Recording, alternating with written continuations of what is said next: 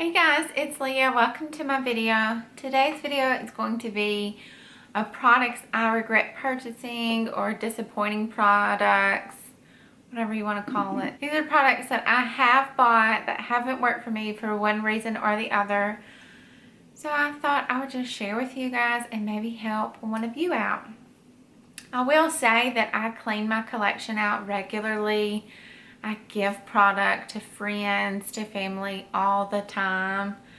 I just go through there, and if there's anything I haven't used in a few months, I just put it in a big basket and take it around. Or when people come over, I'm like, go through this, see if there's anything you want. Quite often. Or if I buy things and I know quickly that I'm not going to use it, I take it back because there's no point in wasting the money. So these are things that I have that I currently haven't given away and can't take back. So I thought I would share this video with you. I have been obsessively watching these, like obsessively, and I just love it. I know all too well falling into the hype of YouTube and buying things and then getting it and being like, this is terrible. Like, I don't understand how this worked for them. I will give the disclaimer, this is just my opinion, my experience with these products, my skin tone, my type, color, whatever it may be. There you go. Take it with a grain of salt. If it works for you, great. And if not, you know, maybe we have something in common. First, I'll start off with these. These are the Wet n Wild Geometric Highlighting Powders. I've had these. I did a video on them. I love the eyeshadows and the nail polish from that line, from the spring collection. But these just were like, meh, meh. I haven't picked them up. I haven't touched them. So the only one that I really did like were Where the Dreamers Go. And it's just real powdery. It's just powdery. I don't know. It didn't do enough. It doesn't blend into the skin. It kind of just sits on top of it. So I regret buying these, even though they were only a few dollars a piece. That's still makeup that I bought that I'm not going to use, so it's a waste. So goodbye. Let's just go low end to high end. This is the Jordana Best Lash Extreme Volumizing Mascara. I've heard people rave about this mascara, say how great it is. They love it. It's such a great affordable mascara. If this mascara works for you, that is amazing. But for me, it just didn't work. Like, it was maximum clumpy, like so much. Like, you would try to brush it out and it would just keep building and building and building, and then you would comb it through, and it was just too much work. You could get a really good look with it, but for me it was just too much work, and I just like a mascara I can use, throw on, and be done, and not have to comb it and work so hard to get it just out, you know. I have more Jordana products. I love Jordana. I love their liners. I love their liquid lipsticks. I love their eyebrow products, their eyeshadow primer, lip products. They have great lip products too. But these just didn't work for me. These are the Made to Last liquid eyeshadows. This is simply just because of my eyelids. I have really oily eyelids, and I have, what is it called? Deep set hooded eyes. I have hooded eyes, that's what it is. And I think that combination, the oil and the hood, like, it just doesn't work. I've put these on with and without primer. I've put them on and let it dry completely with my eyes like this, just so it dries completely. And within an hour, like, it's just creased and transferred. It just doesn't work for me. But I feel like if you have drier eyelids or not hooded eyes, like, this would be perfect for you. They're stunning. They're absolutely gorgeous colors. These are just two of them here. They're gorgeous colors. Just didn't work for me in my eye shape. Another mascara that did not work for me. This is the CoverGirl, the Super Sizer Waterproof. I have heard so many people go on and on and on about the Super Sizer. And I never buy waterproof, but for whatever reason, I wanted this in waterproof. I've just heard a lot of people say it holds your curl better. So I went with waterproof. And then I started using this and I was like, these people have lost their minds. This does not work. Like, it literally would not get onto my lashes. Like, I would comb it and comb it and comb it and comb it, and it like wouldn't stick to my eyelashes. I'm like, what is the problem? I've had one other mascara do that, and it's just so super bizarre to me. So I finally was like, okay, it must just be the waterproof. I don't understand. And I went and got the new one with the fibers in it, not waterproof, and it is amazing. It's what I have on today. Like, it separates and lifts and gives you the wide-eyed look. I love it. It is amazing. But for me and my lashes, this waterproof would not work. Would not work. A brow product to talk about. This is the Maybelline Brow Drama Sculpting Brow Mascara in Soft Brown.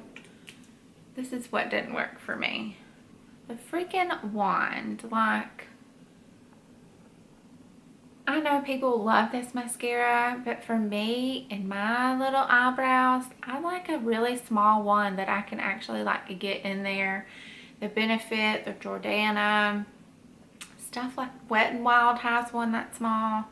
That's what I like, and for whatever reason, I've heard so many people talk about this, so I just wanted to get and try it, and I don't like it. I don't like it. It doesn't like brush through my brows good. Then have to go and like clean up around the edges. Like, it's too much work for a brow product, so I've got one blush in the pile. This is a Cargo water resistant blush in the shade Los Cabos. I don't remember where I got this blush from. Anyway, it doesn't matter. My problem with this blush, it's too pigmented. Like, scarily too pigmented. I love a good coral blush. Like, that's what I have on today. But I like it where I can build the intensity to look where I want. This blush is just intense. And it's just, I don't know. It's just too much for me.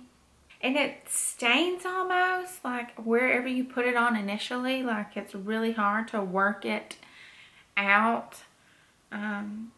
So for me, this is just, you can see like this is the initial swipe, and then it's hard to blend it out.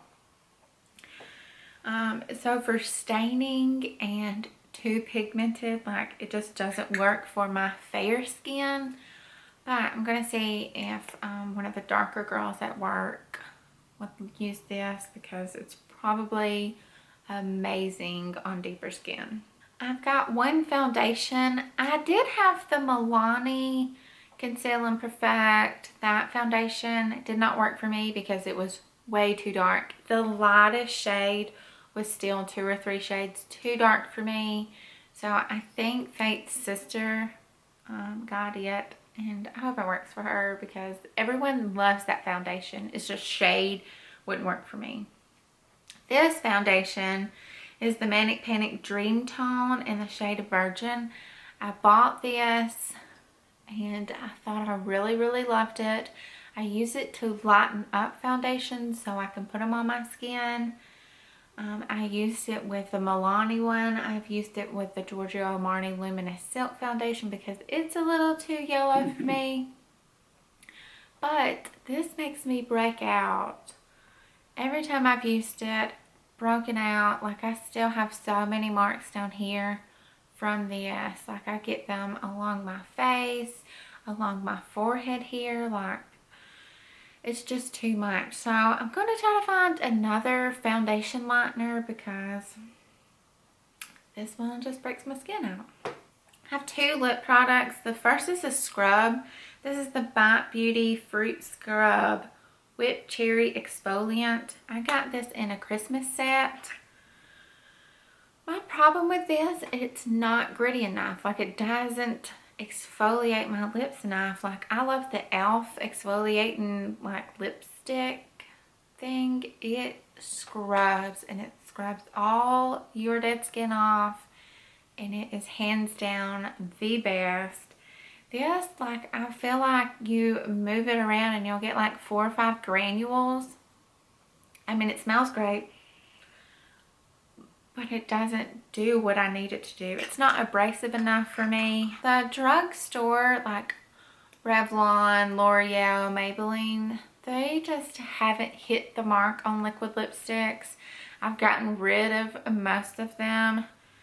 The only one to talk about right now is the Revlon. Like, I've tried all of them at the drugstore, but I've either thrown them away, give them away, whatever. This is the Revlon Ultra HD Matte Lip Color. I went on a hunt for these, and I got it, and I was just like, no. Like, this is a traditional liquid lipstick, like the Too Faced liquefied lipsticks. It doesn't set matte. It is not transfer proof, and it stinks. Like, it stinks. So I just could never get down with it. This is the last one. We're going to give it away. It is going bye-bye. The last affordable makeup is this. This is the e.l.f. Daily Moisture Stick.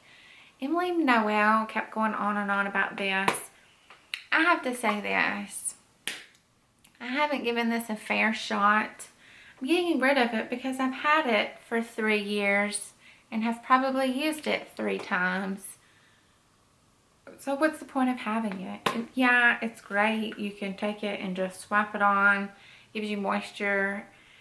She was saying to look, put it on your finger and fix your concealer. I don't do that. I'm not going to do that ever. So it's just a waste of money for me for this product. Not to say that the product isn't good, it's just a waste that I never use it. Moving up in price, this is the Bosha Exfoliating Peel Gel. I got this in a set with a Makeup Breakup Cleanser. Love that. But I feel like this is one of the products that makes you think it's doing more than it is. Like, you put it on and it balls up on itself, and I feel like it just makes you think that your skin's being exfoliated, but it's just this product balling up on itself. I could be completely wrong, completely crazy, and it could work wonders, but I just don't like the concept of this, like it balling up on itself. Like, I would rather smooth it on, do its magic, me wash it off, something like that. Not feeling it. And the last product to talk about is this. This is the MAC 15 Warm Neutral Palette. These are pre-made palettes you can get at MAC, in-store or online. I bought this at Christmas time. I bought me and my cousin one. And hers was her Christmas present, and I feel so bad now. I've never used MAC shadows before, and so this was my first experience with them. This palette looks amazing. Like, it looks great. It's got great colors in it, but their pigmentation is not great. Like, they're gritty almost. Like, they're not smooth. This shade here, I'm not sure what it is. Maybe Honey Lust? I don't know. It's so gritty and just not a great shadow. Like, there's not pigmentation to it. It's just, ugh. I mean, some of these you'll swatch and they're okay, but they're just, I thought MAC shadows would have so much higher quality the way everyone's always talked about MAC shadows. I was like, well, maybe it's just the pre-made palettes. So I went in store and just started swatching a lot of them. And they're just kind of, like, I know they've dropped the prices, but they need reformulating. I ended up buying 2 eyeshadows that day. It was just disappointed with even the single eyeshadows. So I think I'm just gonna steer clear of MAC shadows and get the ones that I know I really like. I don't know, I feel so torn about this. Like, I don't even know what to do with it anymore because I've had it since December and I've used it twice and didn't love it. Like, I don't know. So that's it. That's my current state of disappointing products I regret buying, stuff like that. So yeah, if you enjoy watching these videos, give it a thumbs up. If you've made one, or if you have a disappointing product to tell me about, leave it below. I would love to hear it so I don't waste my money on it. I hope you all have a great day, and thanks so much for watching. Bye.